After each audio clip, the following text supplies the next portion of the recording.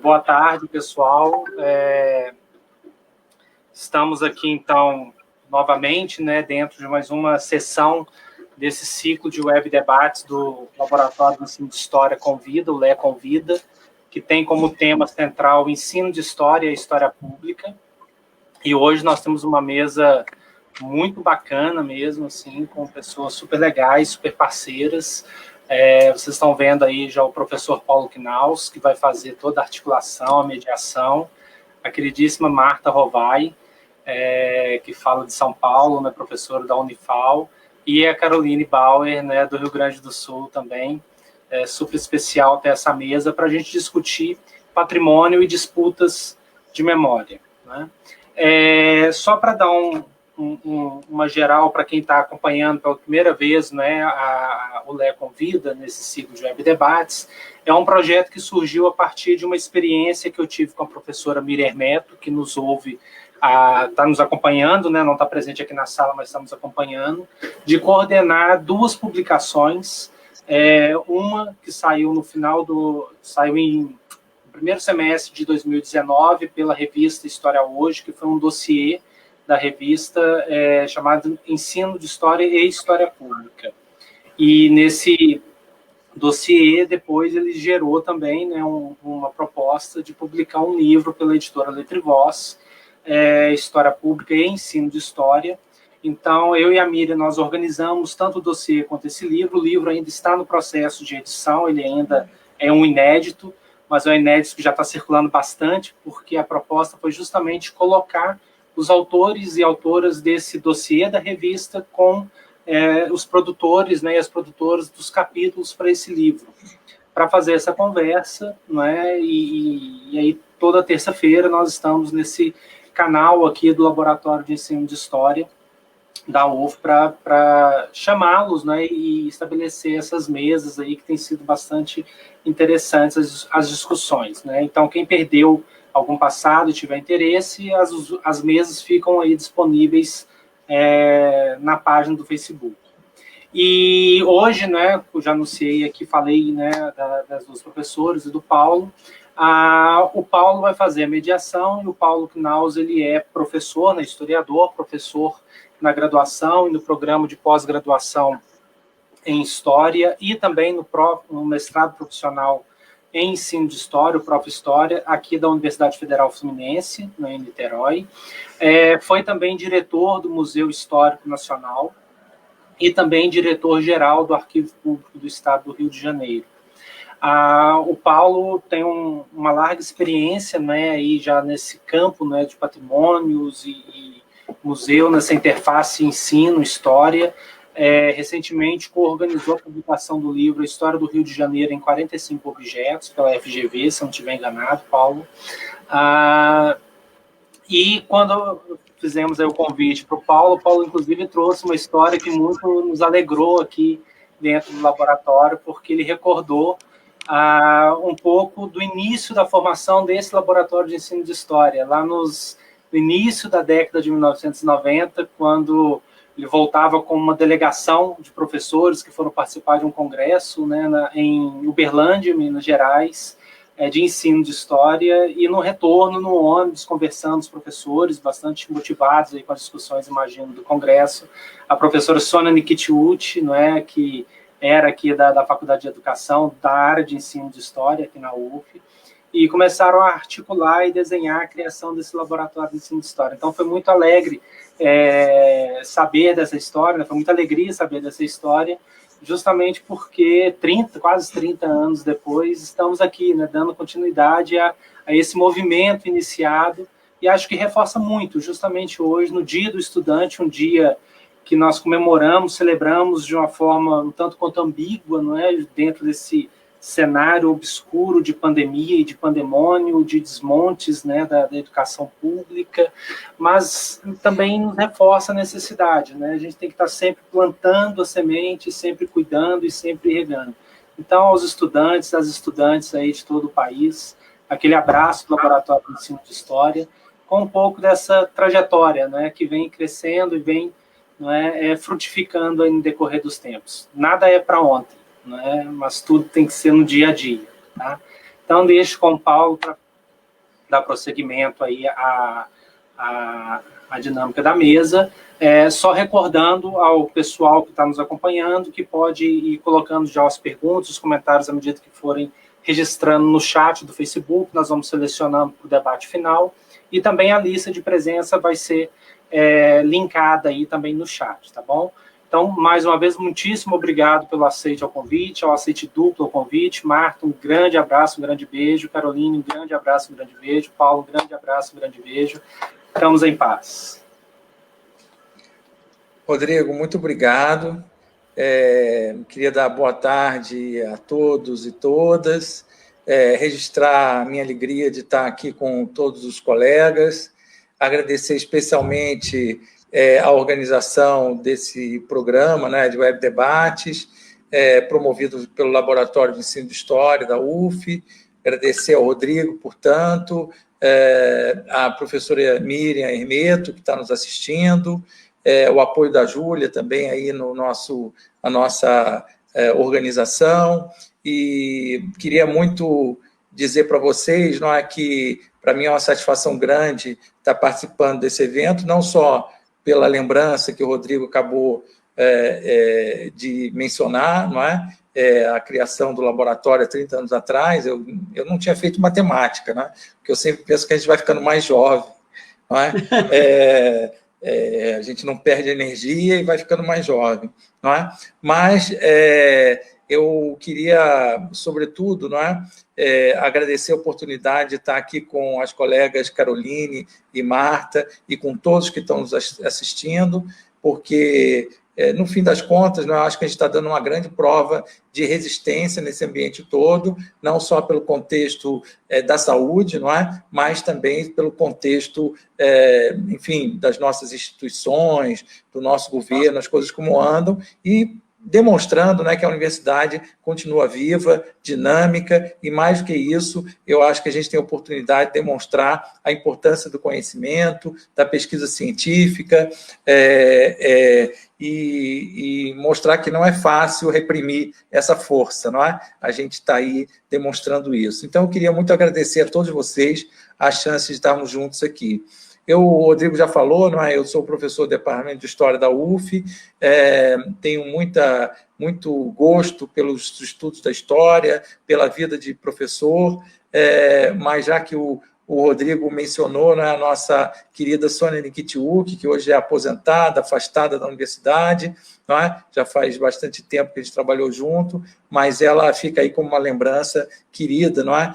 Dessa trajetória, não só do LE, mas da nossa universidade. Queria lembrar, não é, que o nosso tema aqui é o patrimônio e disputa de memórias. Acho que a intenção é, sobretudo, interrogar os mundos do nosso patrimônio cultural, sobre a perspectiva, naturalmente, do ensino da história e da história pública, pensar o terreno das políticas de memória e o papel das instituições na preservação dos bens culturais, salientando aí os museus, os arquivos, as bibliotecas, mas talvez o tema mais atual seja o papel das cidades. Isso tudo, né, como as cidades têm sido um espaço fundamental para a promoção, né, das demandas de afirmação que os movimentos sociais têm promovido em torno da promoção de outras leituras da história, novas imagens e símbolos capazes de traduzir a pluralidade da experiência histórica das nossas sociedades que chegaram até aqui hoje.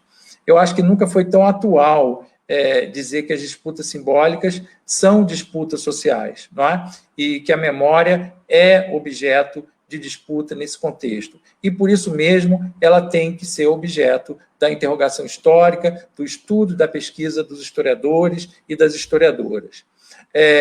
A atualidade desse tema, não é? Traz junto a importância da história pública e o ensino de história, que não pode ficar alheio, não é, dessa interrogação marcada pela relevância da atualidade. Eu diria, em breves palavras, não é, que esse tema nos leva à discussão sobre a história das representações do passado e das políticas de memória.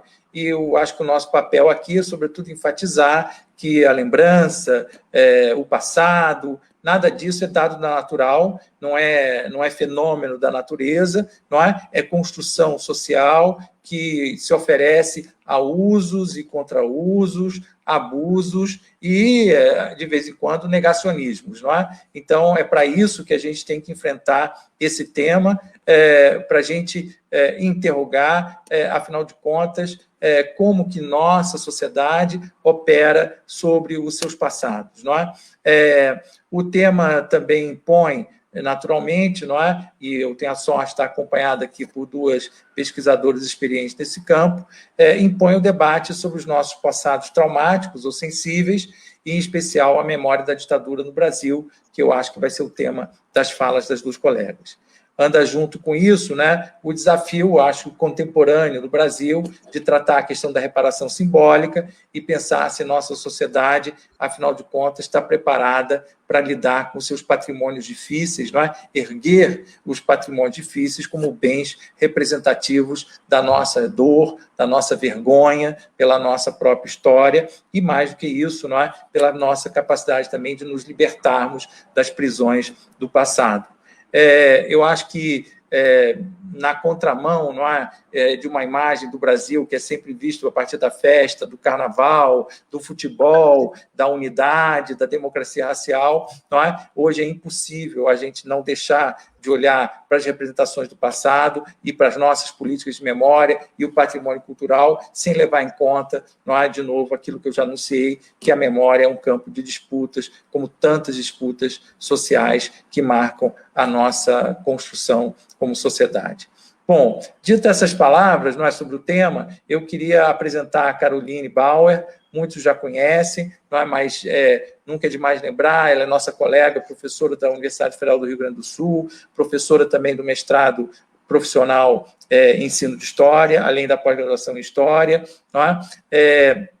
É autora de um livro que eu acho que é importante aqui para a nossa conversa, né? Como será o passado, História, Historiadores e a Comissão Nacional da Verdade, e ela escreveu, junto com a Anita Cordeiro, há pouco tempo, um artigo que vai sair num livro que vai ser lançado em breve, não é? Que o Rodrigo mencionou aí, que é um texto, ela apresenta um texto bem interessante sobre a cidade e as marcas, não é? Dos lugares de memória na cidade de Porto Alegre. No fundo, né, Carolina, se me permite, o texto tem o sentido de dizer que as cidades são espaços para a educação, não é? E a gente pode não só investigar a memória na cidade, mas, sobretudo, construir juntos com a nossa turma, com os nossos colegas, não é? O conhecimento histórico. E é uma alegria também juntar nessa conversa, né, a Marta Rovai, nossa colega também, professora da Unifal, Universidade Federal de Alfenas, de Minas Gerais, onde ela coordena o PIBID, o Programa de Iniciação da Docência. Não é? Ela é autora de um livro referência na área de História Oral e História das Mulheres, não é? Que vale a pena a gente destacar, além de ser co-organizadora do livro Introdução à História Pública, com a nossa colega Juniele Almeida. Mas, mais recentemente, não é? Já disponível na internet para ler, ela escreveu um texto bem interessante sobre os usos escolares da documentação da Comissão Nacional da Verdade, especialmente os testemunhos que foram recolhidos no trabalho da comissão, né? E que eu recomendo muito a leitura, porque de um modo sintético, né, eu acho que tematiza, sobretudo, os sentidos educativos da memória e do esquecimento. Não estou falando aqui de ensino de conteúdo, eu estou falando de competências, de atitudes em relação à vida em sociedade, não é? E a memória e a produção do esquecimento, certamente, a gente deveria ter atenção para a educação nesse universo. Bom, dito essas palavras, eu queria reforçar os agradecimentos a Caroline, a Marta, não é? E eu vou seguir aqui o roteiro de passar a primeira palavra para a Caroline, não é? Agradecendo de novo a participação dela. Nós combinamos que cada uma teria de 15 a 20 minutos para a apresentação e depois a gente passa para os blocos de pergunta. Caroline, muito obrigado. Eu passo a palavra para você.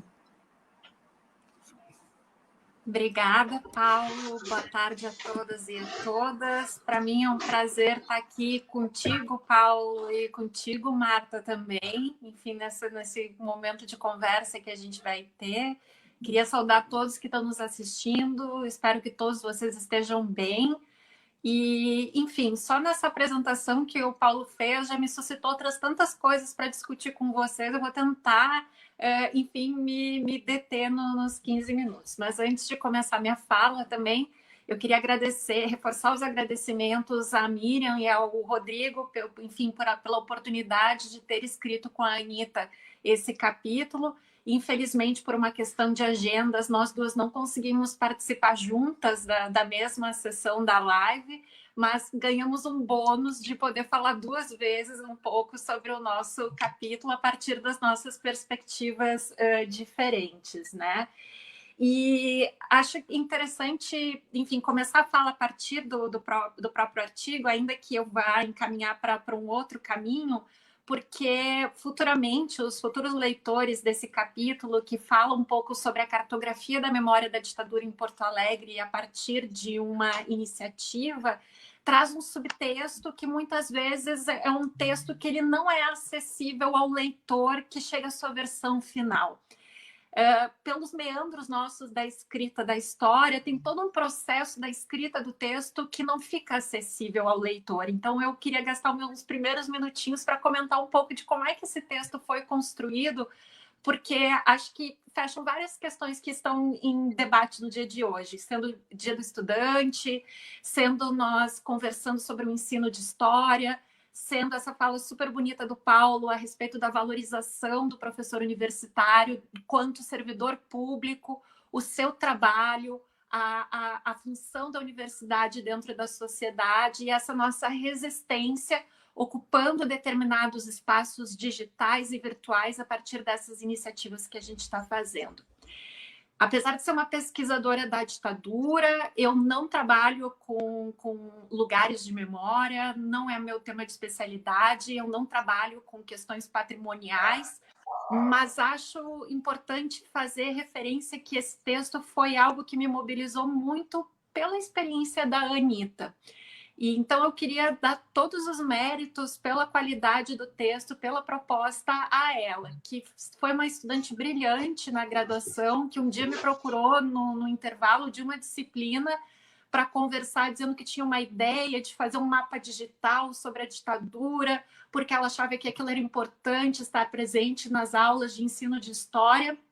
E eu, enfim, usei os recursos que eu tinha para poder possibilitar a ela o desenvolvimento dessa pesquisa, que virou o trabalho de conclusão de curso de graduação dela, e depois, enfim, de licenciatura, e depois por um outro viés do bacharelado também. E tudo que eu aprendi a respeito desses temas, eu aprendi trabalhando com ela. E esse é um subtexto que não está presente ali, esse aprendizado, enfim, que eu tive trabalhando com a Anita não está ali, mas eu faço questão de referenciar ele no início dessa fala, porque nós, professores, nós aprendemos demais com os nossos alunos também, né? E eles são realmente vitais na nossa vida. Então, enfim, quem é a grande especialista no tema, sem dúvida alguma, é a Anita. Eu também queria falar, a partir de um dos tópicos que o Paulo comentou, da cidade que narra uma história, e queria deixar isso em suspenso, vou juntar com uma outra fala daqui a pouquinho. Mas o início da minha fala tem a ver com uma música do Caetano Veloso, aniversariante famoso da semana passada, né? Celebrado numa live assistida por muitos. O Caetano tem uma música belíssima que se chama Fora da Ordem, e ouvindo esses tempos essa música novamente, 2 versos me chamaram muito a atenção dessa música. São vários versos que dizem: aqui tudo parece que era ainda construção, mas já é ruína. E isso me chamou muito a atenção, porque essa ideia de construção e de ruína, preservação e destruição, isso tem tudo a ver com a manutenção das memórias no espaço público, e uma ideia que pareceu se disseminar ultimamente com o debate sobre as estátuas, de que nós precisamos de uma materialidade para a lembrança. Sim e não. Então, acho que isso a gente pode deixar como um aspecto para o debate sobre a exigência de determinadas materialidades, de determinadas representações físicas para a memória se ancorar, mas também com essa frase eu queria lembrar vocês, e enfim, a gente pode debater isso, sobre a potência que as ruínas, as ausências e os silêncios também têm como uma possibilidade de nos lembrar determinados aspectos do passado, né? Então, não é somente a existência de uma determinada materialidade da memória que nos dá uma narrativa, mas a ausência, os silenciamentos, os esquecimentos, eles também têm consigo um potencial muito grande. E aí a nossa iniciativa, ao escrever esse capítulo juntos, era lembrar como a cidade ela é formada por diversas camadas de memória, camadas de narrativas, que vão se sobrepondo e que demandam um trabalho do professor de história, do historiador, do museólogo, do historiador da arte, enfim, do arquivista, de diversos profissionais para recuperar essas narrativas que vão se sobrepondo no tecido urbano, né? Então, muitos dos espaços aos quais o mapa, o Caminhos da e a iniciativa, né, o Caminhos da Ditadura recuperou, que a ideia era fazer marcações no mapa digital de lugares de memória em Porto Alegre, lugares que tinham referência enfim, aos eventos da ditadura em Porto Alegre. Muitos desses lugares não existem mais. Ou foram demolidos ou foram descaracterizados das suas funções existentes nos anos 60 e 70. Então, a ideia era demonstrar, a partir desse mapa digital, a existência, nem que fosse da sua ausência, mas a sua espacialidade dentro desse território da cidade. E aí, nisso, eu queria, enfim, pensar que o Caminho das Memórias é uma ferramenta para explorar essas múltiplas camadas existentes dentro da cidade e a possibilidade de entender a cidade como um texto que precisa de determinadas formas para ser lidos. E aí aquela frase do Caetano que eu comecei comentando com vocês da ideia de construção e de ruína, eu associo com uma outra consideração de um historiador catalão, Ricard Vinhas, que escreveu recentemente um artigo, enfim, do seu lugar de atuação profissional, né, na Catalunha, na Europa, a partir desses debates da derrubada de estátuas de colonizadores ou de escravocratas, enfim, ele falou algo bastante interessante sobre o processo de derrubada das estátuas como um processo de reescrita de uma narrativa urbana e de uma reescrita de uma narrativa urbana com uma gramática e por determinados autores que não eram que costumeiramente são utilizados para a escrita das histórias nacionais. E eu gostei muito dessa metáfora que ele utilizou da existência de uma nova gramática a respeito desse texto da cidade, assim como ressaltar a importância desses sujeitos, que são sujeitos que reivindicam o reconhecimento como atores sociais, construtores de memórias e como portadores também de memórias que costumam não ser abarcadas dentro desse espaço público, né? Então, de que forma a gente pode tentar articular essas questões que eu trouxe com vocês com a história pública e com o ensino de história?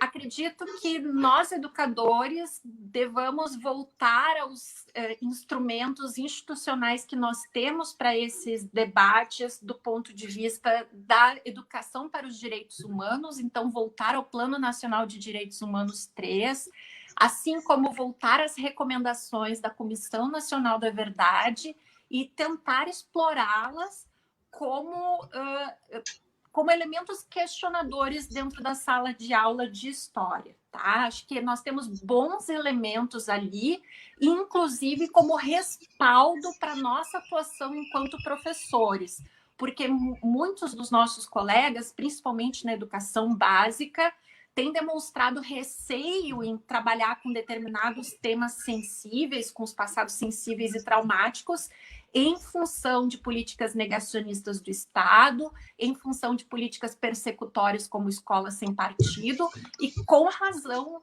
desenvolvem receios e até mesmo processos de autocensura quanto a isso. Mas nós temos formas de nos resguardar institucionalmente quanto a isso, porque nós temos um Plano Nacional de Direitos Humanos e nós temos recomendações de uma instituição oficial do Estado, que foi a Comissão Nacional da Verdade, de como atuar na educação para direitos humanos, para além de todas as recomendações internacionais existentes da ONU e da Unesco de trabalho nesse sentido, tá? Então, mas nem por nós termos esse resguardo institucional, e nem por nós termos boas experiências, que às vezes nós escapamos de perguntas para os nossos alunos, quando nós chegamos apresentando 2 pontos de vista para ele a respeito, por exemplo, em relação à derrubada das estátuas, qual é a opinião de vocês? Como vocês se posicionam? E aí eles ficam meio assim, e no final das contas perguntam para a gente, tá, professora, mas quem é o certo no final das contas? É derrubar ou é manter as estátuas? Então, nem por isso nós estamos, enfim, imunes a esse tipo de pergunta, que é uma pergunta difícil, mas que faz a gente se lembrar quanto é importante também, dentro do ensino de história, o ensino a perguntar. Lembrando Paulo Freire, na ideia dele do instigar os nossos alunos, de instigá-los a perguntar, a se questionar.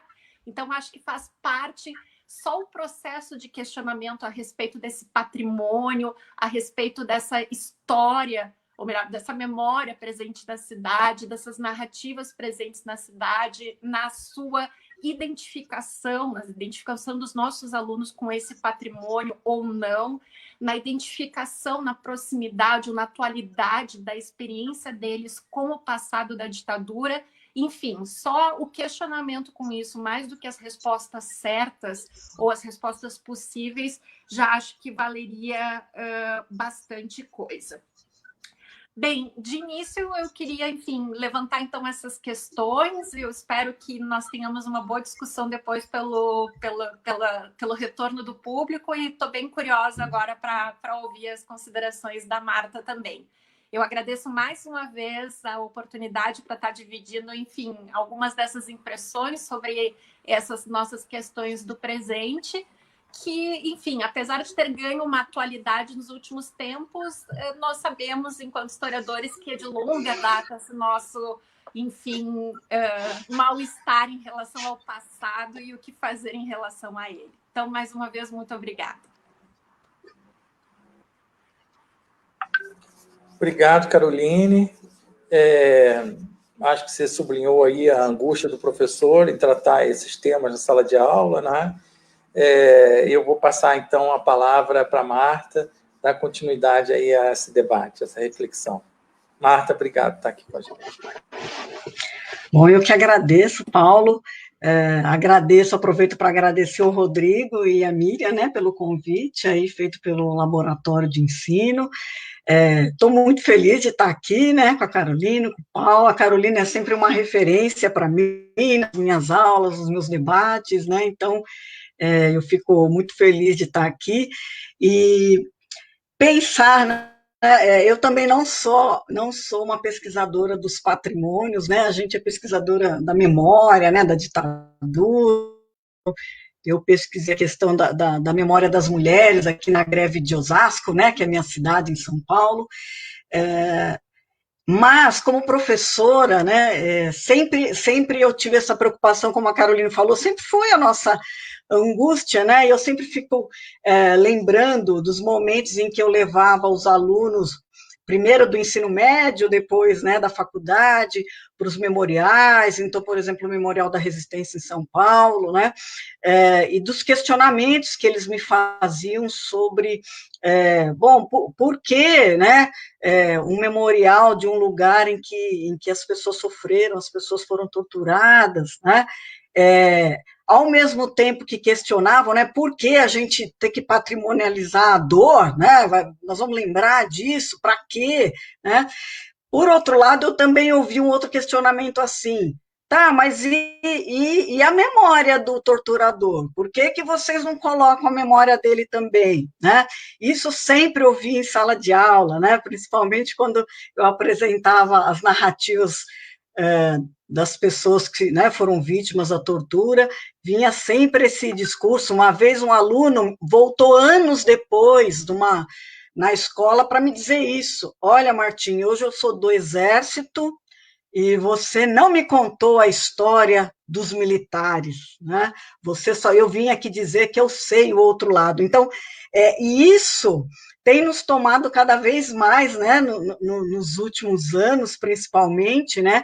Essa discussão, essa disputa mesmo da memória, né? De se cobrando, tá? Vocês não vão falar, então existe uma esquerda que agora manipula, esse é o discurso, inclusive, dos perpetradores, né, do próprio Ustra, né, uma esquerda que agora usa as mídias apenas para apresentar a sua visão de mundo, né, para nos convencer que eles né, foram perseguidos. Então, e a gente, né, como historiador e como professor de história, muitas vezes tem se sentido acuado com essa situação, né? O que a gente faz diante dessa rede de narrativas que está aí, e que tem todo esse discurso, ou para justificar a ditadura, ou para negar a ditadura, né? Ou para dizer que a gente oculta uma fala, ou para igualar tudo a versões, né? Então, o que vale é o que você acha, ou o que eu vivi, né? Minha mãe disse que não viu, então não existiu, e a gente, muitas vezes, acuado por esses discursos, resolve também negar o valor desses discursos, né? Como se eles também não fossem importantes, né? Eu já participei de mesas em que alguns colegas diziam isso: olha, os perpetradores já falaram, eles não vão falar mais, né? E aí a gente entra num problema muito sério, que é também silenciar a outra perspectiva. E é importante, então, nesse artigo que eu escrevi, o que eu queria discutir era o quanto é importante que a gente escute também essas narrativas, mesmo que a gente discorde tremendamente delas, né? Mas nós não podemos deixar que elas simplesmente circulem, né? E aí a questão da história pública, né? A história pública não é só a divulgação, né? É só o uso das mídias para comunicar os fatos, né? A mídia não fala por si, as narrativas não falam por si, né? Então, a Comissão Nacional da Verdade, tudo que ela divulgou, não é o suficiente para que a gente possa provocar nas pessoas uma certa empatia com a dor, com o sofrimento, com o passado traumático, né? Então, aí entra o nosso papel como professores, como provocadores, como mediadores, né? Aí sim, eu entendo que a ideia da história pública no ensino, quando a gente traz todo esse debate, às vezes nem é debate, né? É só divulgação de muitas falas, de muitas narrativas, e a gente traz essas comunicações, esse excesso de narrativas, selecionando algumas delas para qualificá-las em sala de aula. Então, trazer essas narrativas de vítimas, mas também de perpetradores, para a sala de aula, né? E não fingir que elas não existem, né? Não fingir ou desqualificar quem diz ou como diz, né? Então, daí a minha proposta no artigo era que a gente trouxesse essas discussões dolorosas para dentro da sala de aula. Então, discutir com os alunos a questão da anistia, o que é essa anistia, né? Uma vez eu estive numa mesa com 2 guerrilheiros, eu mediava essa mesa e perguntei a eles o que eles pensavam da lei da anistia e se eles gostariam de revisar a lei da anistia. E aí um deles me disse assim: não, vocês estão muito enganados, nós não queremos revisar a lei da anistia, nós queremos que a lei da anistia seja repensada naquilo que ela significa, que é a ideia de crime político, e a tortura não é um crime político. Vocês precisam discutir isso com os seus alunos. Né? Ninguém está pensando aqui em rever nada, está pensando que nós precisamos discutir a lei da anistia. Então, e trazer para dentro da sala de aula a lei da anistia é discutir a questão do perdão e a questão da anistia, né? O quanto a possibilidade da anistia anula a possibilidade do perdão, porque ela apaga a possibilidade do debate sobre as narrativas do passado, né?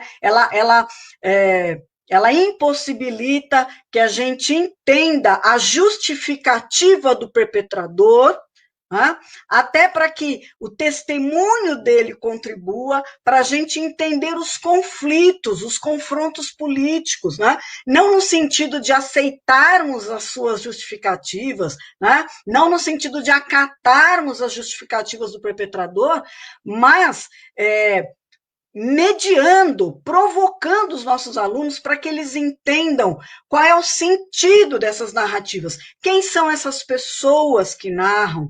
Por que narram? Quem eram elas naquele momento? Quem são elas hoje? Né? Para quem elas estão narrando? Por quê? Então, todas aquelas perguntas que vão nos permitir qualificar o debate público, né? Trazendo esse debate para a sala de aula, né? E entendendo que história pública não é apenas a divulgação, a comunicação, né? A publicização de uma, né? A facilitação, né? Por meio dos meios de comunicação. Não, é colocar esta facilidade dentro de parâmetros de análise, de debate, de discussão. Então, trazer essas narrativas para a sala de aula não é dizer que elas são válidas porque elas são versões, é cruzá-las com um conhecimento, né, sistematizado, pensado pela historiografia, né? Então, não é nos arrogarmos a exclusividade do debate, mas é construirmos com os nossos alunos o diálogo para pensarmos essas narrativas a partir daquilo que eles entendem nas suas experiências, né? Não são a geração que viveu a ditadura, né? Não são, portanto, olham de outra forma, né? E nós, professores, temos que lidar com isso, trazer, né, a importância da comissão. Por que as comissões existem? É só no Brasil? Né, em muitos lugares do mundo? Por que transformar lugares como DOPS, como DOI-CODE, né, como em espaços de reflexão? Eu fui para a Argentina no ano passado, acho que a Caroline conhece mais do que eu, mas eu fui para a Argentina no ano passado conhecer a ESMA, né, a Escola da Marinha, e eu fiquei, assim, além de emocionada, encantada com o trabalho ali feito com as escolas, né? Então, como um lugar de tortura é reapropriado para se pensar o ensino de história, né? O mesmo com o memorial, né, da resistência. Então, a gente precisa discutir isso com os meninos, né? Muitas vezes a gente entra em sala de aula e pressupõe que esse debate já está lá. Não, não está lá. Os nossos alunos precisam da nossa mediação. Fazer história pública em sala de aula é ser este agente provocador, mediador, né? Vamos discutir, sim, sem promover equivalências, né? Ou sem dizer que tudo vale. Não, nós vamos submeter essas narrativas, vamos submeter essa reflexão dos memoriais, e que eu acho que tem a ver com a questão das estátuas, né? Por isso que é muito difícil, né, Carolina, a gente responder se derruba ou não derruba, porque tudo depende da reflexão, né? Nada está pronto, né? É o mesmo que dizer, não vamos ouvir o perpetrador ou vamos ouvir. Não, não é fácil. Às vezes o testemunho do perpetrador contribui para desvendar muitos crimes cometidos, para validar muitos outros testemunhos que eram desacreditados, né? Então, é importante submeter a questão das estátuas, a questão de qualquer tipo de patrimônio, ao debate com os nossos alunos, levando em conta as experiências, os olhares, né, dos seus lugares, né, as experiências de quem narra, né, de quem será analisado, porque quem narra não narrou para ser analisado, né? A gente é que está fazendo isso. Então, a gente é que vai promover com os nossos alunos essa análise, né? E dizer aos nossos alunos também quem somos, né? Saindo dessa perspectiva de uma pseudoneutralidade que jamais existe, né? Eu acho que fazer história pública é assumir um posicionamento muito claro de que estamos ali debatendo história porque queremos transformar a forma como a gente olha o mundo, entender esses diferentes usos, essas diferentes disputas sobre um passado tão traumático. Então, nos posicionarmos, assumirmos, fazer história pública é uma atitude, acho que democrática, é uma opção democrática por fazer história, né? E só para terminar, eu lembro que, acho que em 2018, houve aquela cena horrível que circulou nas redes, que era uma imagem, não sei se de um dos filhos do Bolsonaro, de alguém com um plástico no rosto, né? Era uma imagem chocante. E eu lembro que, né, todo mundo que viu chorou, ficou impactado. E um aluno me escreveu, então, no Facebook, dizendo assim, um aluno de muitos anos, que era filho de militar, e ele disse assim: professora, obrigado aos professores de história. Eu hoje olho essa imagem e fico indignado, professora, porque um dia vocês me permitiram pensar que a ditadura era algo terrível. Eu preciso dizer isso para você, professora, porque eu quero que vocês saibam que o que vocês ensinam permanece. Eu acho que a gente precisa, como disse o Paulo logo no começo, né? É preciso que a gente acredite que o que a gente está fazendo aqui é um grande encontro de resistência. A gente entorta, mas não cai, né? E a gente está aqui celebrando, né? Celebrando esse encontro de dizer, né, que os patrimônios vão ser derrubados ou preservados a partir do diálogo que a gente fizer com os nossos alunos e com um público que não é audiência, um público que pensa, que reflete e que tem que ser ouvido. Fazer história pública é promover comunidades de ouvintes e de diálogo, né, sempre. Então, muito obrigada por essa oportunidade, né, por esse diálogo mais uma vez. Nós que agradecemos, Marta. Eu sou obrigada a fazer uma anotação aqui para os nossos participantes, que aqueles que devem assinar a lista de presença fixada no chat, não é? Principalmente quem precisa de certificado, não deixar de assinar a lista de presença, não é? Eu queria rapidamente comentar, passar para as perguntas, não é?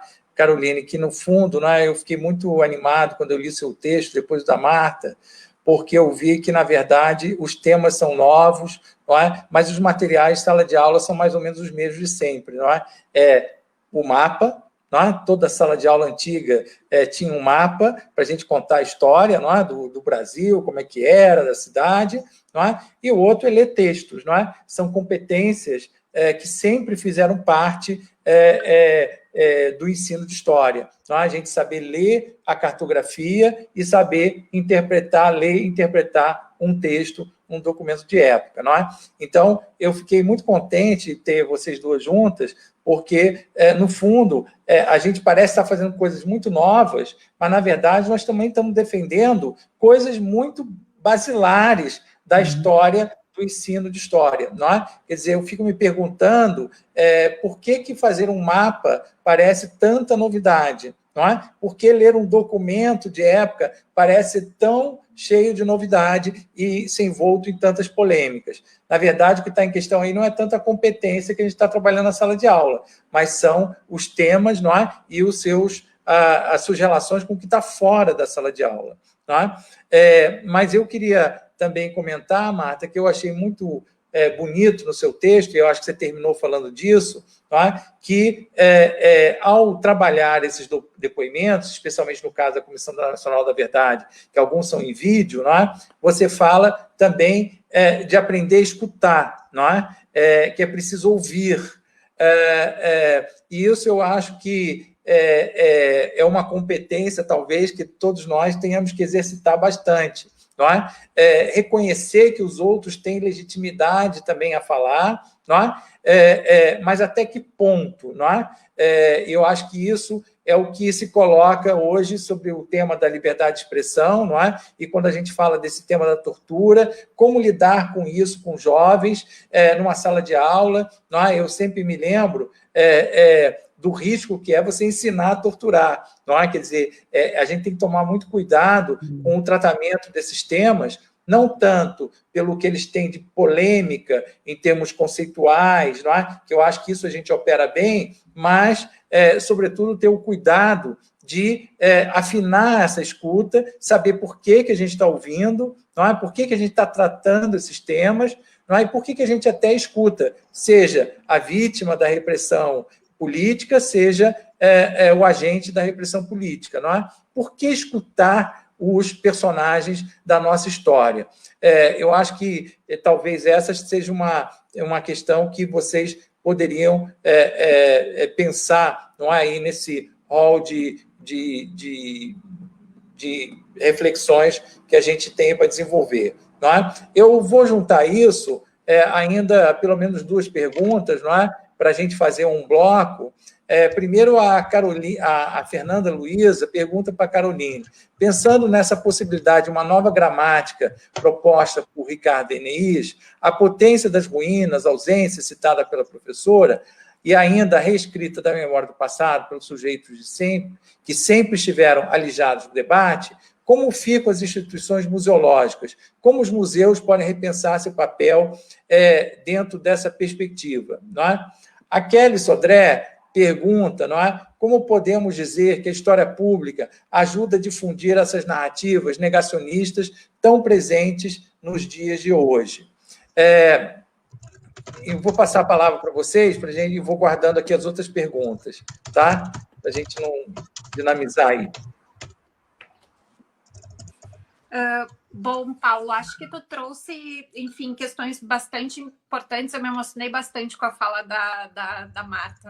Enfim, acho que foi uma fala muito potente mesmo, assim, e, enfim, traz à lembrança questões que são realmente indispensáveis no nosso fazer docente.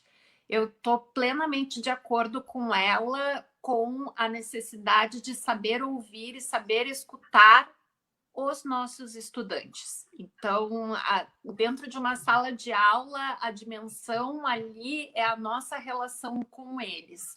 Porque eu tenho um pouco de dúvidas em relação ao saber escutar e ouvir os negacionistas.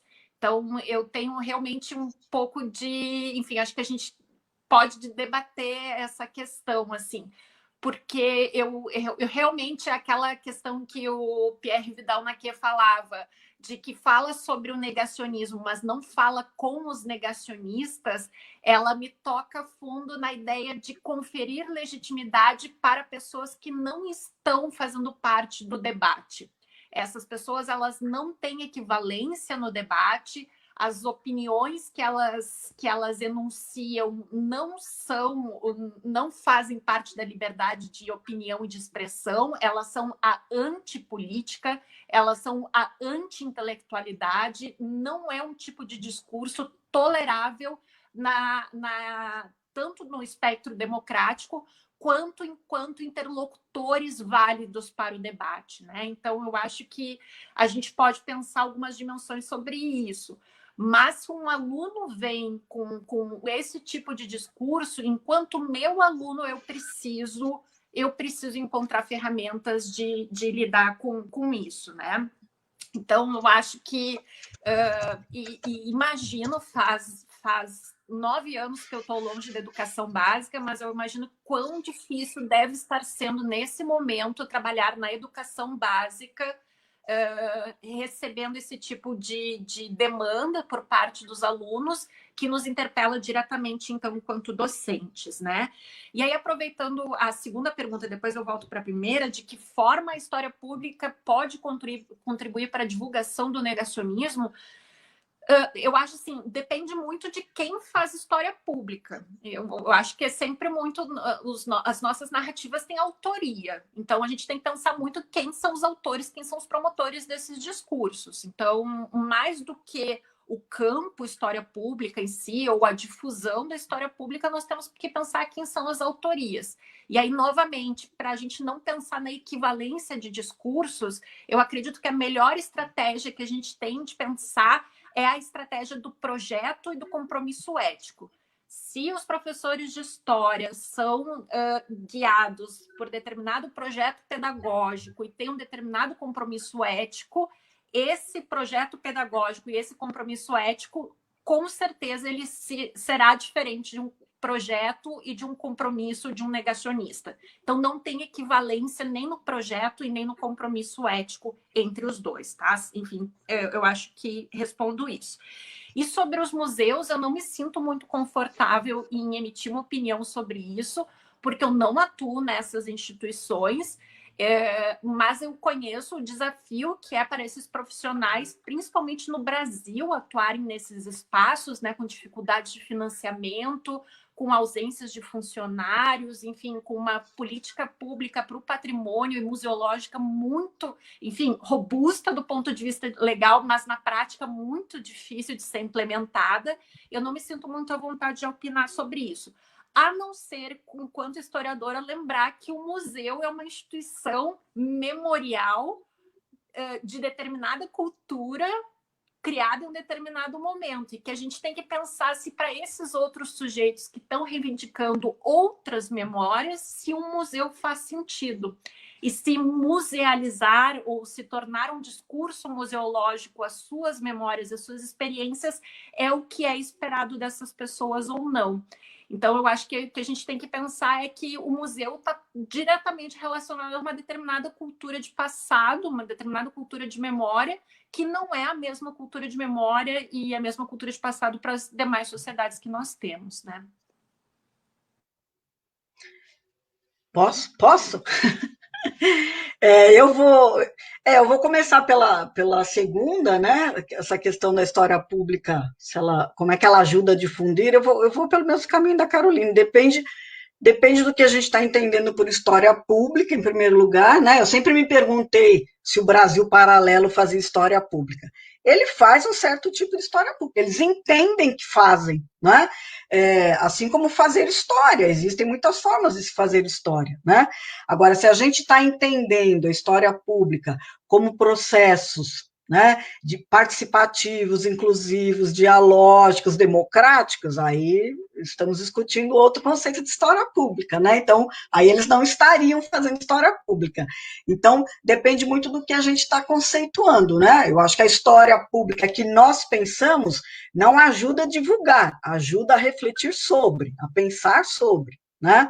E aí, eu vou para a primeira pergunta também, concordando novamente com a Caroline, né? É lógico que, quando eu digo vamos trazer as narrativas dos perpetradores para a sala de aula, eu não defendo que um perpetrador seja convidado para vir falar na sala de aula, né? Eu tenho uma memória, assim, eu tive alunos nazistas no ensino médio, né? Alunos que falavam de nazismo, e isso me atormentava muito, né? E eu lembro que uma vez alguém disse assim, fala com um judeu que sobreviveu a Auschwitz, fulano, tal, ele vem falar, e eu liguei para ele à noite e falei, eu queria falar com o senhor, eu queria que o senhor viesse falar sobre a sua experiência. Ele falou durante 1 hora, primeiro me perguntando quem era eu e como é que eu ousava interferir na vida dele para fazer lembrar de algo que ele queria esquecer, né? E, ao final, ele disse assim, olha, eu não vou falar com os seus alunos, porque os seus alunos têm tantas, né? Ele não disse narrativas, né? Existem tantas falas por tantas mídias, tem documentário, tem livro, tem filme no cinema, e você acha que é a minha narrativa que vai convencer o seu aluno, né, de que o nazismo foi errado? Ah, vocês é que estão errando em alguma coisa. Então, eu fico pensando isso assim, não é o testemunho que vai promover a empatia ou não, mas é a submissão dele à nossa análise, ao debate, né, à discussão com a historiografia, é isso, porque ele solto em si, ele não promove nada, nem uma coisa nem outra, porque as pessoas se apropriam como querem. Né? Então, eu acho que a gente não tem, eu também não teria, eu tenho amigos que fizeram entrevistas com torturadores e admiro, né?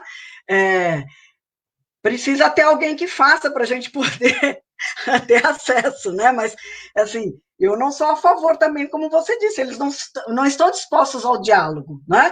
Mas isso não nos impede de usar as narrativas deles para que os nossos alunos entendam o processo de construção dessas narrativas, quem são esses sujeitos, o que eles querem, de onde eles vêm, por que eles dizem isso e não aquilo, as omissões, as distorções, tem que ser objeto da nossa análise.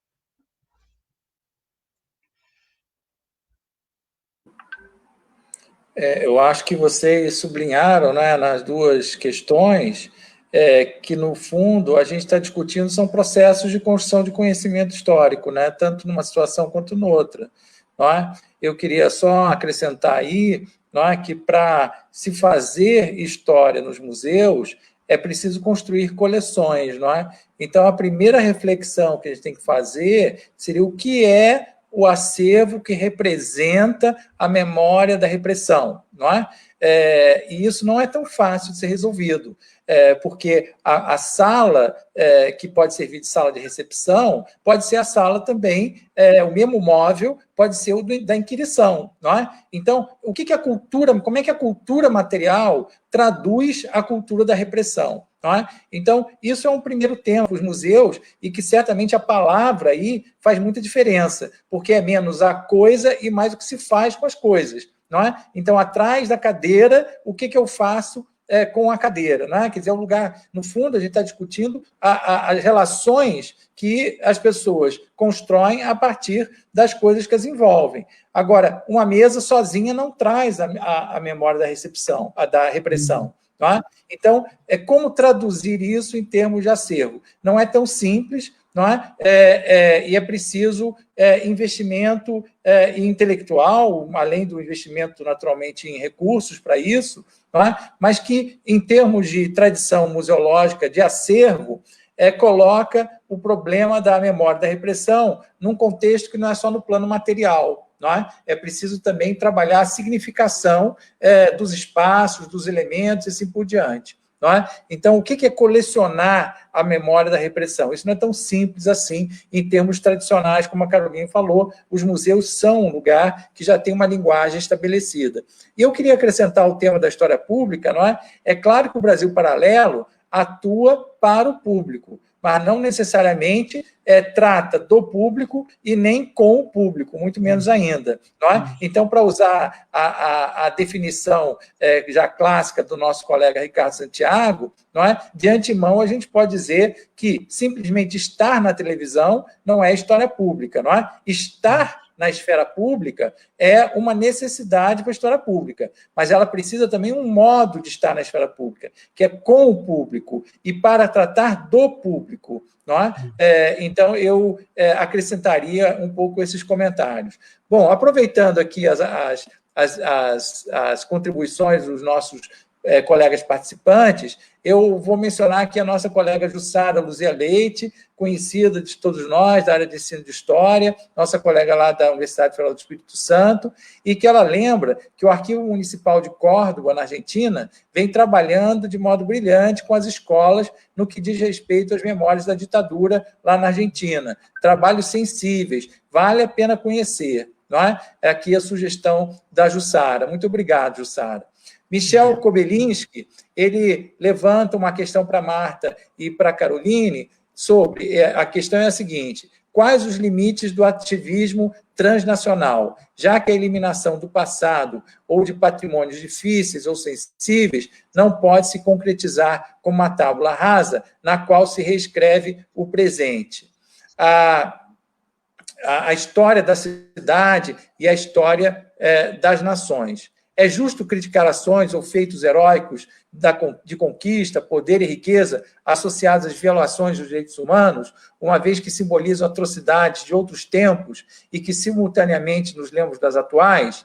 Mas não seria mais interessante tomarmos outro caminho que não a derrubada das estátuas, já que estas requerem mediação, uma vez que elas não falam integralmente por elas mesmas, enquanto discurso dirigido aos públicos de outros tempos? As discussões no campo educativo ou da educação patrimonial não são suficientes para conscientizar sobre erros históricos ou narrativos do passado e, simultaneamente, não produzirmos anacronismos históricos? E tem a questão da qualidade da produção do conhecimento histórico a partir de procedimentos reconhecidos, por exemplo, no caso do Brasil Paralelo. Não é? Bom, acho que já coloquei aqui várias questões. Passo a palavra para vocês. Tem mais uma questão aqui. Marta, começa tu dessa vez. Tá, então, Michel que pergunta, né, Michel? É difícil, né? Acho que a gente volta naquela discussão sobre derrubar ou não, ouvir ou não. Eu penso que esses processos de derrubada, né, dos monumentos e tal, são processos que independem da nossa ação, tem até a ver com a educação patrimonial, mas acho que são processos que estão alargados, né? Passam pelos movimentos sociais, passam pelos processos de opressão, pelas leituras que os grupos ou os indivíduos fazem desses monumentos todos, né? E que por mais que a gente, é lógico que a gente deve, né, pensar a questão da educação patrimonial e trazer isso para dentro da escola, e não só da escola, né, dos mais diferentes espaços, mas acho que em momentos de enfrentamento, né, de crises profundas, de traumas, né, como a gente está vivendo, extrapola qualquer tipo de debate, porque são outros significados, né, são outras leituras que estão sendo feitas, né? Então, assim, quem sou eu para dizer derrube ou não aquele monumento para um movimento que achou que aquilo representava a opressão, né? Então, assim, escapa ao nosso papel, né? É muito grande, a gente fica muito pequenininha diante desses movimentos todos, né? Então, é difícil pensar sobre isso, né? Não saberia nem discutir isso, né? Vou passar para a Carolina. Bom, eu já entro nessa pergunta aí. Eu queria só voltar um comentário, a pergunta do Michel, eu volto só o comentário da Jussara a respeito da questão da Argentina, que também a Marta comentou, de toda a preocupação que existiu durante, principalmente, os governos Kirchner, né, de uma institucionalização de políticas de memória em relação ao passado ditatorial argentino, e que, sem dúvida, levou ao desenvolvimento de uma política de preservação dos locais de tortura naquele país, quanto também um programa educativo muito forte, muito profundo, que para alguns é considerado, inclusive, paradigmático da situação das ditaduras, né? Sem negar tudo isso, sem negar a possibilidade que nós temos de aprender com a experiência dos nossos vizinhos aqui, eu só gostaria de trazer outros dois aspectos sobre isso para mostrar para vocês como esse terreno da memória ele é conflitivo e problemático, porque também a experiência argentina nos chega como uma ideia de que todo mundo está de acordo que é bom lembrar sobre a ditadura para que não se repita na Argentina. Enquanto internamente lá são inúmeras instituições de direitos humanos que se defrontam que se confrontam para instituir o seu relato sobre aquele passado. Diversos grupos lutam e, enfim, têm confrontos a respeito do que fazer com aqueles espaços, se deixa como está, se tem uma perspectiva de musealização, se tem intervenção, se não tem, enfim. Tem diversas ações sobre isso e tem um aspecto também que a gente fala muito pouco aqui no Brasil, que é sobre o negacionismo da ditadura argentina, que é muito forte também. Felizmente, eles não têm tanto público, pelo menos aqui no Brasil, mas existe um negacionismo muito forte da ditadura lá, sim, organizado, com ação política e, enfim, algo bastante complexo também, né? E sobre a pergunta do Michel, eu concordo totalmente com a Marta. Assim, já falei isso em algumas outras conversas que nós fizemos especificamente sobre as estátuas. Quando o pessoal foi derrubar essas estátuas, ninguém chamou nenhum historiador para perguntar se o que eles estavam fazendo estava certo ou errado. E ao longo da história, todas as manifestações iconoclastas, elas passam muito longe do debate historiográfico sobre o patrimônio, sobre as narrativas históricas. Esse é um debate que nós fazemos porque nós trabalhamos com memória, nós somos interrogados sobre esses assuntos, mas nós não fomos chamados para pensar: mas essa estátua, ela é tombada, enfim, ela não deve... Nós podemos enunciar as nossas opiniões sobre isso, inclusive em outros espaços também falei que, a priori, eu entendo, compreendo e gosto muito dos movimentos de ressignificação dessas materializações da memória no espaço público, assim como compreendo também todo o debate sobre patrimônio a respeito de determinadas outras lembranças que nós temos do passado, né? Então, eu estou totalmente de acordo com a Marta, que é um movimento social, não é um movimento intelectual.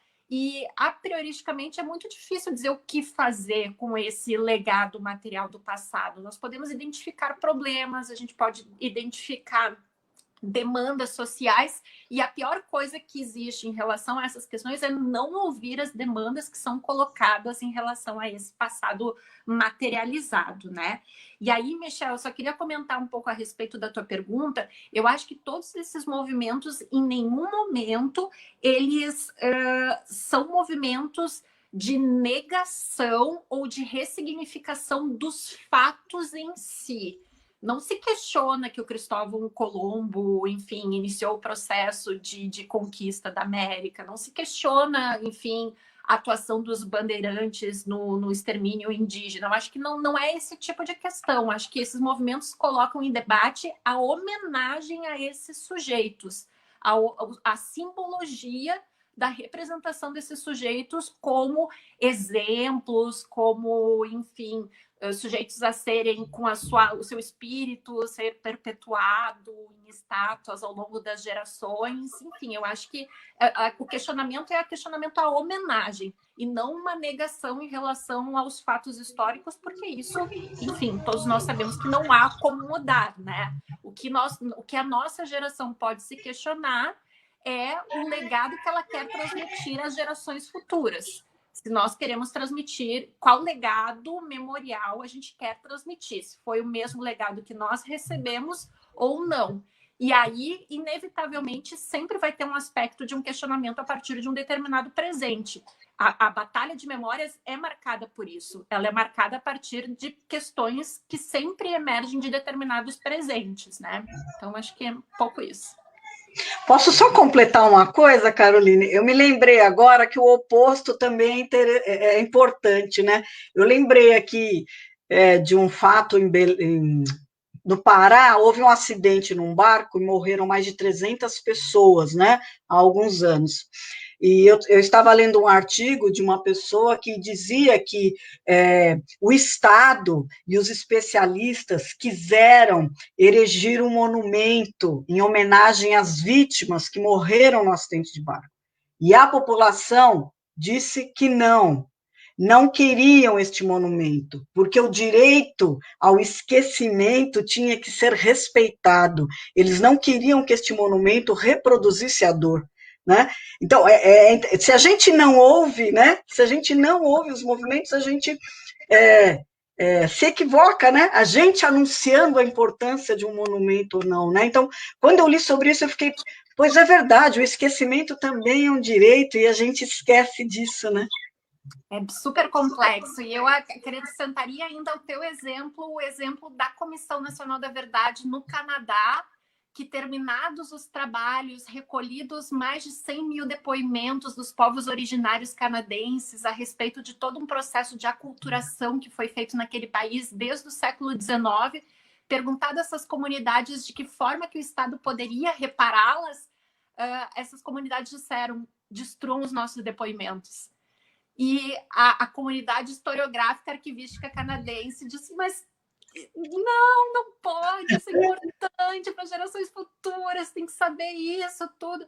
E tanto é que essa discussão acabou na Suprema Corte Canadense. A Suprema Corte Canadense decidiu que em 2027 todos os registros serão destruídos da Comissão da Verdade do Canadá, a não ser que a própria pessoa que deu o depoimento ou seus familiares reivindique uma cópia para ficar consigo ou para doar para um determinado arquivo. Se não houver essa reivindicação, vai ser tudo destruído, porque era isso que a comunidade queria. Então, assim, não é nada fácil pensar na nossa relação com o passado e, enfim, abrir mão dessa ideia de uma materialidade que nos ajudaria muito para trabalhos futuros. Mas são processos de reparação que funcionam assim, né? Sim. Eu queria acrescentar essa conversa, né? Quer dizer, no fundo, o que a gente está colocando aí é menos uma interrogação sobre a história, os fatos do passado, e mais uma questão de fundo ético, né? De como lidar com a história e as leituras do passado, não é? E é muito importante nesse processo, né? Eu acho, ouvir as comunidades de sentido, né? E eu acho que isso a gente tem que reconhecer o papel da história pública, não é? Quer dizer, quando eu sublinhei há pouco que a história pública não é aquela que é feita para o público, para a esfera pública, ela é feita do público com o público, não é? Eu acho que a gente está mudando aí o lugar moral da construção do conhecimento histórico, não é? Quer dizer, estamos saindo do lugar do especialista, perito, que atua com neutralidade, autonomia, não é? Para um espaço em que esse conhecimento, a autoridade sobre esse conhecimento é compartilhada com a própria comunidade de sentido, não é? Então, eu acho que isso muda o sentido ético da pergunta, não é? Sobre derrubar a estátua ou não derrubar a estátua, não é uma questão tanto de conhecimento histórico, é, sobretudo, uma questão de fundo moral, não é? Então, eu acho que a história pública traz isso, né? Que é essa capacidade de escutar a própria comunidade de sentido. Nosso colega Rodrigo, não é? Ele lança aqui uma questão para a gente, para reflexão conjunta, não é? Ele gostaria que a gente desenvolvesse um pouco a ideia da cidade como espaço de educação, considerando especialmente 2 pontos. O primeiro, os espaços de memória, como foi dito, devem ser historicizados e refletem relações de poder e dominação, como periodicamente vemos em chamadas ondas iconoclastas na história. Não é?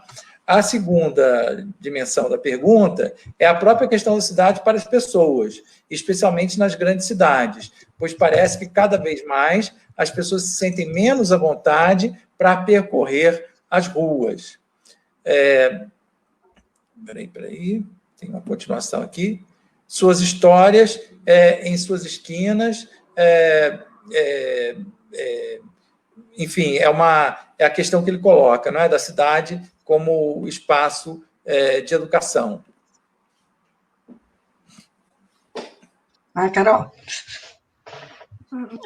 Bom, eu acho uma pergunta bastante interessante e acho que o Rodrigo trouxe essa perspectiva, enfim, dentro das diversas possibilidades que nós temos de entender a cidade, né, de ler a cidade, pensá-la como um espaço educativo, um espaço de educação, tem tudo a ver com a lógica da história pública, né, com processos participativos da escrita da história, com a recuperação de determinadas memórias sobre espaços da cidade, que, por sua vez, também tem muita relação com a história da ditadura.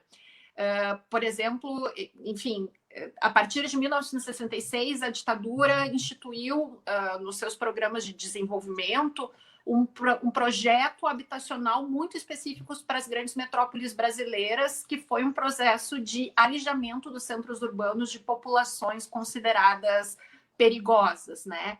E aqui em Porto Alegre, isso foi muito definidor na constituição de determinados bairros que hoje são considerados a periferia de Porto Alegre, né? Que são distantes mais ou menos 20, 30 quilômetros do centro de Porto Alegre. Então, trabalhar com a história da cidade também permite que a gente entre dentro desses aspectos sobre a ditadura, da sua política habitacional, da sua segregação social dentro do espaço da cidade, da preservação de determinados espaços na cidade em detrimento de outros. Enfim, teria vários exemplos também para comentar como isso marca o funcionamento das cidades, né? Que em função das discussões sobre políticas de memória nos últimos anos, em função da Comissão da Verdade, houve aqui em Porto Alegre um movimento muito forte para o tombamento de uma casa que foi um centro clandestino de tortura, né? A Dopinha, que para ser transformado no Memorial ICO Lisboa. E ao mesmo tempo que a gente tinha muito forte esse movimento enfim, preservação desse espaço, determinado pavilhão do Presídio Central de Porto Alegre foi demolido, e foi um pavilhão onde muitos presos políticos tiveram presos naquele local. Só que nós temos todo um estigma em relação ao presídio, enfim, não é um espaço circulável pelos habitantes da população, enfim, tem todo um estigma aí que seria muito diferente da preservação de um outro determinado espaço, né? Então tem memórias e memórias, espaços e espaços para serem preservados. Só gostaria de encerrar isso, encerrar esse comentário na cidade como um espaço de educação também. Enfim, lembrando um pouco nessa situação que nós temos, que a educação básica está tentando funcionar a partir desses meios virtuais, né?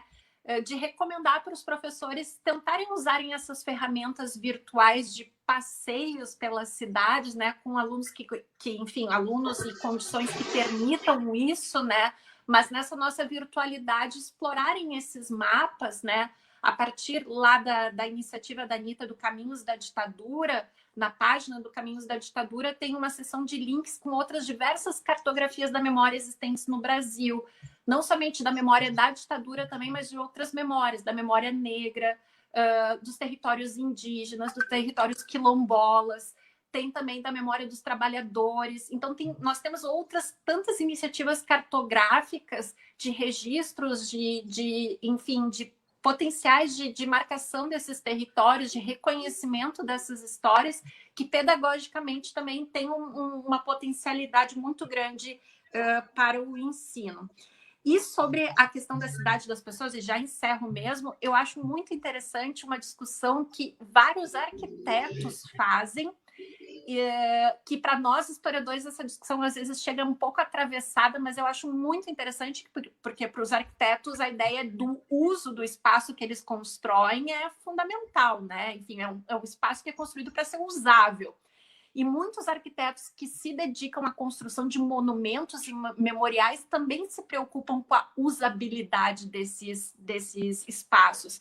E muitos deles têm problematizado, por exemplo, aquela série de fotos que se tornaram bem conhecidas das pessoas indo no memorial aos judeus mortos no Holocausto em Berlim, aqueles blocos cinzas e tirando lá selfies, fazendo piquenique em cima dos blocos cinzas, e eles têm muito se questionado, tá, mas qual é o limite do uso desses espaços de memória, né? Tem um determinado ensinamento moral, uma determinada sensibilidade na utilização desses espaços, ou isso significa que aquela população introjetou aquele bem na sua vivência do espaço público e aquilo faz parte dos seus usos ou não? Enfim, uma provocação que fica, acho que não tem uma resposta definitiva para isso também. Claro, a gente pode questionar o bom gosto ou não tão assim de determinados usos, né? Mas, enfim, essa usabilidade dos espaços de memória eu acho que é um debate bem interessante também.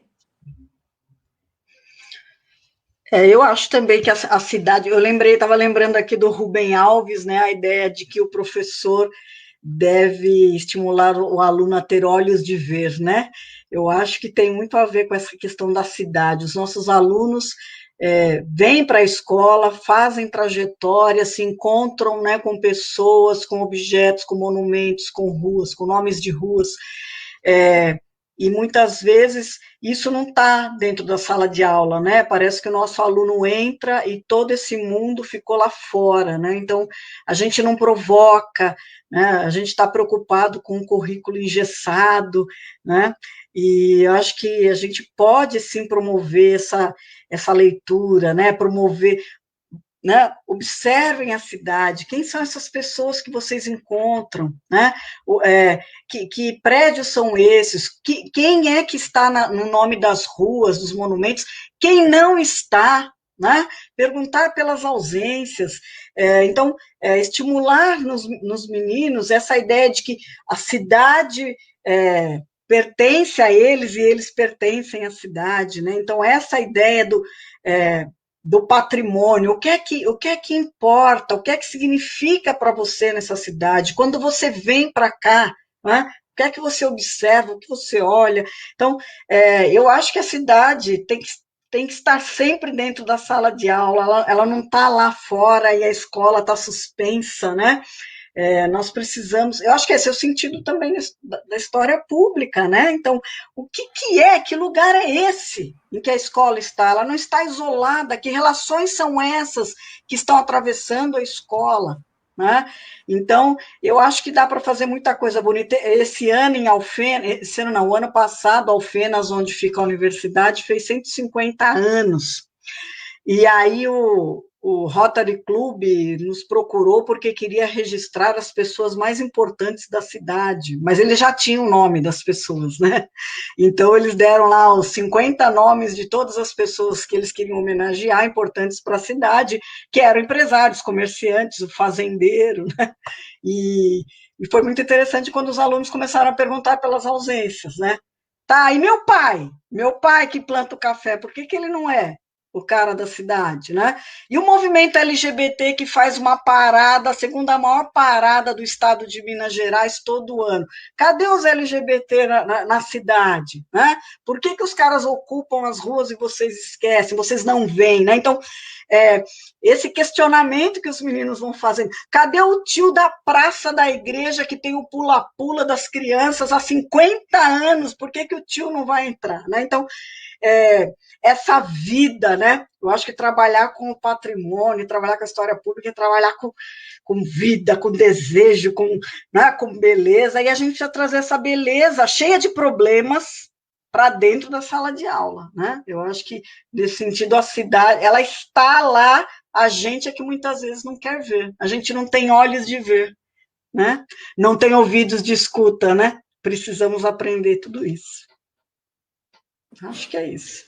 Acho que é o sentido educativo, né, da história, né, mais do que o conteúdo, essa dimensão moral que o conhecimento tem, eu acho que é isso que vocês estão sublinhando, né? A cidade é o lugar onde se vive a diversidade, né? Mas a diversidade não necessariamente é representada na cidade. E isso que é o nosso dilema, né? Quer dizer, qualquer pessoa que vive na cidade sabe que esses personagens todos existem, tá? Mas quando ele olha para a cidade, parece que eles não estão representados, né? Esse talvez seja o desafio e o modo de a gente aprender a escutar e ver a cidade, como a Marta estava dizendo.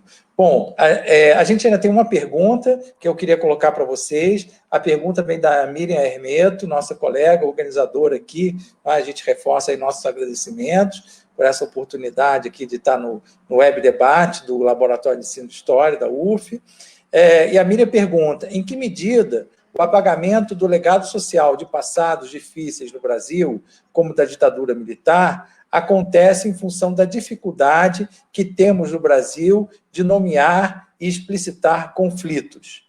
Ela se refere, por exemplo, àquilo que o professor Rodrigo Pato define como a forte presença de processos de acomodação numa cultura política brasileira. Não é? Então, fica essa pergunta aí para vocês duas.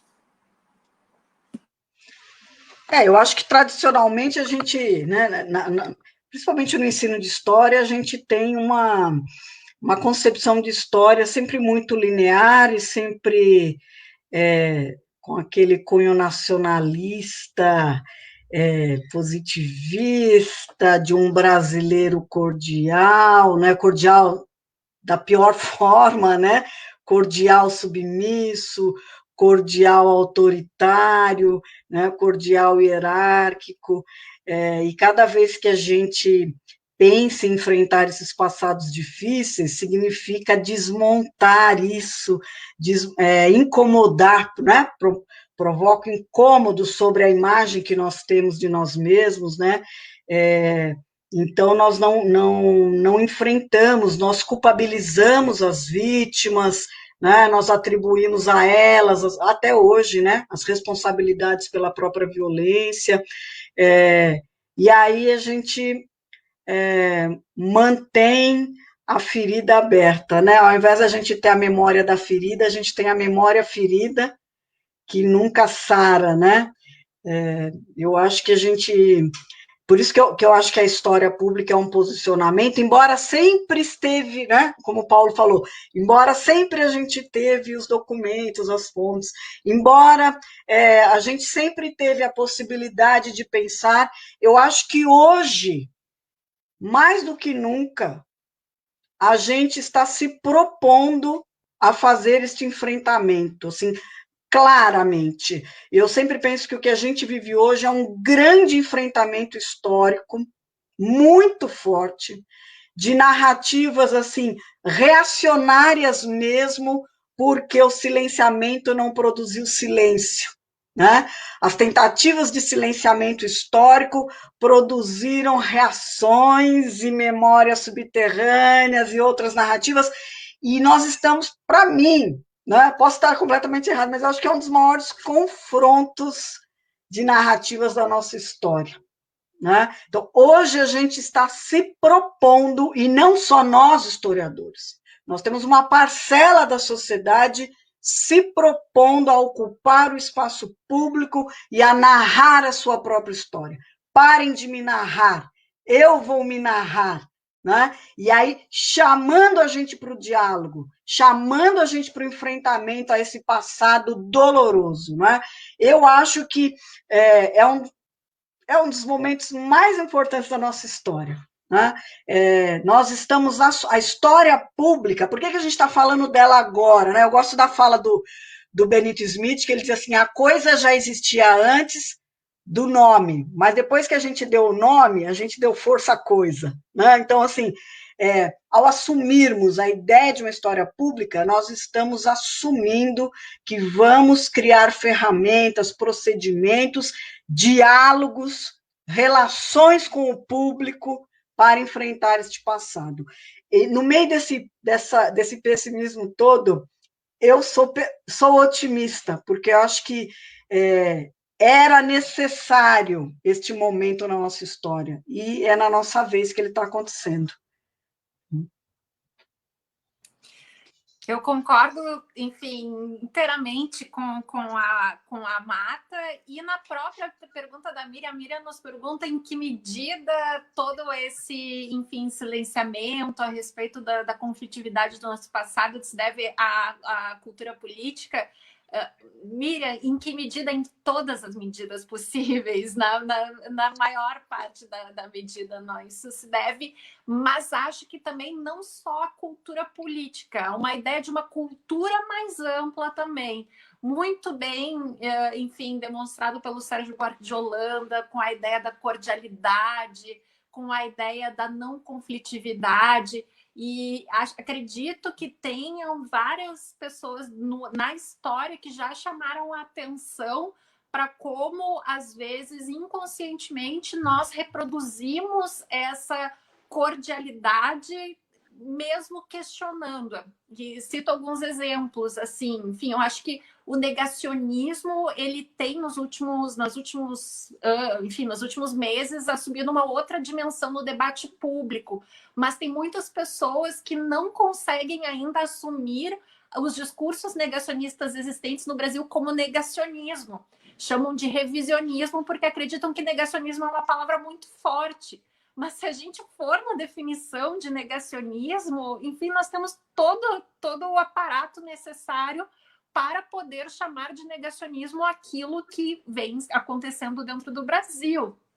E também sempre me chamou muito a atenção a ideia de que, por exemplo, os conflitos sociais que nós tivemos no Brasil Império, nenhum deles é chamado de guerra civil, ainda que fossem guerras civis.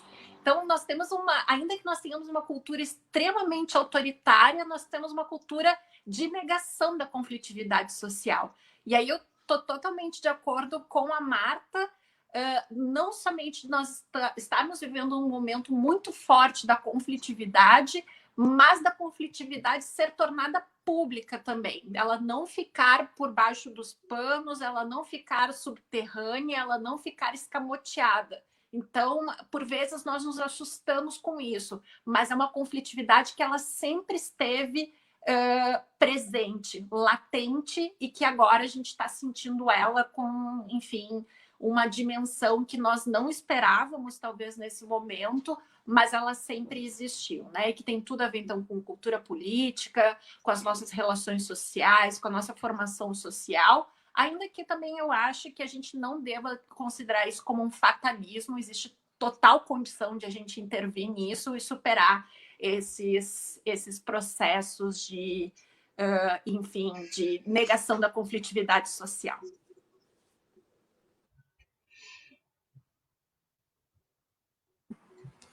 Bom, eu queria me juntar aí a essa reflexão, destacar que eu acho que nós vivemos um tempo novo nesse momento, né? E que eu acredito que certas tradições da cultura política certamente foram mencionadas pela pergunta da Miriam, né? Certamente vão ter que ser repostas, e se a gente não vai ter condição mais de viver naquela cultura da acomodação das partes, não é? Que a gente foi acostumado, eu acho também a gente tem que levar em conta a mudança geracional, né? A elite política que hoje ainda está no poder, não está passando por uma mudança geracional muito grande. Nós já não temos mais tantos políticos que viveram a ditadura, já são políticos que cresceram depois da ditadura, não é? Alguns ainda guardam a memória da ditadura, mas não necessariamente compartilham o mesmo lugar político dos seus pais, não é? Então, eu acho que a gente tem uma mudança geracional que seguramente vai também influir nesses rumos da nossa política, da nossa cultura política. Agora, o que eu queria sublinhar é que o que é muito triste hoje no Brasil é a gente perceber que a cultura e o conhecimento estão sendo objetos da repressão, da perseguição, não é? E da desqualificação. E eu acho que isso vai exigir também que nessa nova ordem política que a gente pode antever, não é? Onde a conflitividade se coloca, talvez a gente tenha que se perguntar qual vai ser o lugar da cultura e do patrimônio para isso tudo, não é? Pelo que vocês já disseram e apontaram, certamente o patrimônio vai jogar um papel importante nas disputas de memórias que a gente vai ver daqui por diante, não é? Acho que o mundo já está mostrando isso e vamos ver como se traduz aqui no Brasil. Será que o Borba Gato resiste? Não é? Eu vou deixar essa pergunta provocativa no ar, não é? E vou passar de novo a palavra ao Rodrigo, renovando aí, Rodrigo, nossos agradecimentos aqui por ter participado do debate, não é? E felicitando aí a organização por essa série de debate que vocês estão promovendo. Muito obrigado, Carol, Marta, não é? E a todos os participantes. Rodrigo. Bem, pessoal, acho que foi um fim de tarde, início de noite muito, muito enriquecedor, muito bom. Se tem uma coisa que a pandemia ofereceu para a gente, né, foi reaprender algumas possibilidades de usos, né, de tecnologia que estavam subutilizados.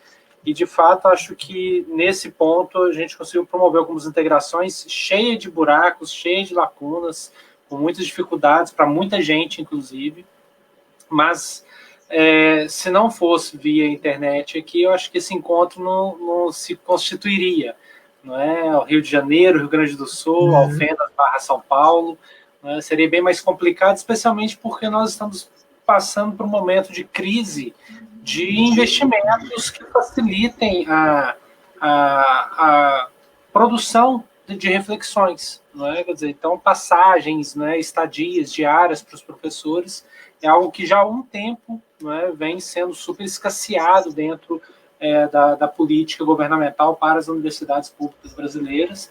E essa mesa aqui acho que mostra o quanto que nós perdemos com isso, né? Porque é fundamental esses encontros, essas trocas, e é uma alegria contar com a participação de vocês. Hoje, especialmente, foi uma mesa muito acessada aí nas redes sociais do laboratório, né? Então, circulou para quase 2.000 pessoas alcançadas só durante, né, esse momento aqui.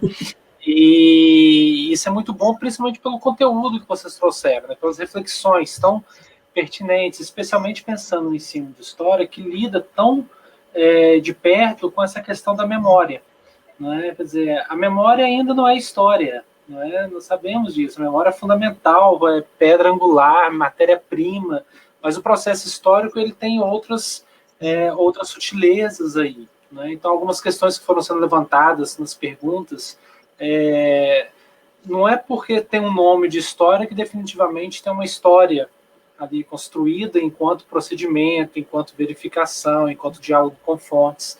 E dentro da sala de aula do ensino básico, nós sabemos que os professores, eles estão... eu costumo falar muito isso com os estudantes aqui na UF. Mais importante do que o conteúdo é contribuir no desenvolvimento de um raciocínio histórico, não é? Ou como Marcelo Abreu chamou no artigo, Marcelo Abreu foi, não é, quem debateu com a Anita Carneiro o texto aí de coautoria com a Caroline, ele chama de cultura de história, não é? Quer dizer, me parece que isso é muito fundamental, sobretudo para isso que o Paulo coloca, quase que como esse fato, né, de uma renovação de gerações de políticas e também de empresários, não é, no país, há uma geração nova chegando a esses postos de administração, quase que como um alerta, né, Paulo? Porque se formos basear que o fato das pessoas não terem vivenciado a ditadura, vivenciado um período de hiperinflação, e não levarem em consideração essa história, essa vivência, não é, passada, me parece que nós teremos espaços de crescimento, né, desses desrespeitos aos direitos básicos, sociais, direitos humanos, enfim. E isso nos coloca o nosso futuro em muitas dúvidas, né? Então, acho que ideia de memória, ideia de patrimônio foi uma mesa muito boa, uma mesa muito instigante. Acho que quem nos acompanhou está aí cheio de ideias. E é uma alegria, né? Então, agradecer de novo a Miriam por ter dado essa oportunidade de fazer essa parceria toda, organizando aí os dossiês, o livro e esses encontros. Agradecer a todo mundo que já tem participado e deixar aqui o último convite, não é, para o Léo Convida, que finalize esse ciclo aí de 9 mesas na próxima terça-feira, nesse mesmo horário, nesse mesmo canal do Laboratório de Ensino de História. Recomendo a todos que curtam lá a página para ir acompanhando as atualizações. E a última mesa vai ser uma mesa cheia, porque é uma mesa que vai contar com 3 pessoas, 3 debatedores, que vão ser... o tema da mesa vai ser História Digital e Outros Diálogos, não é, para pensar aí os desafios da história pública para além da divulgação, inclusive. E quem vai nos dar a honra, né, dessa mesa vai ser a Anita Lucchesi, né, da Universidade de Luxemburgo, com o Pedro Silveira, colega da URGS, da Caroline, e o Ricardo Santiago, né, da Unifesp, que é uma pessoa super importante, inclusive, para essa questão da discussão da história pública, que foi um dos grandes fomentadores e continua sendo um dos grandes articuladores aí de todo um grupo da rede. Então, acredito que vai ser um momento bastante legal aí para a gente discutir também. Mais uma vez, todo o carinho do mundo para vocês, tá? Fiquem em paz. Quem nos acompanhou, muitíssimo obrigado, Enolé.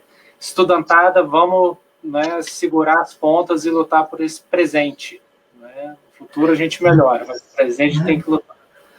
Grande abraço, muito obrigado. Tchau, gente. Um abraço.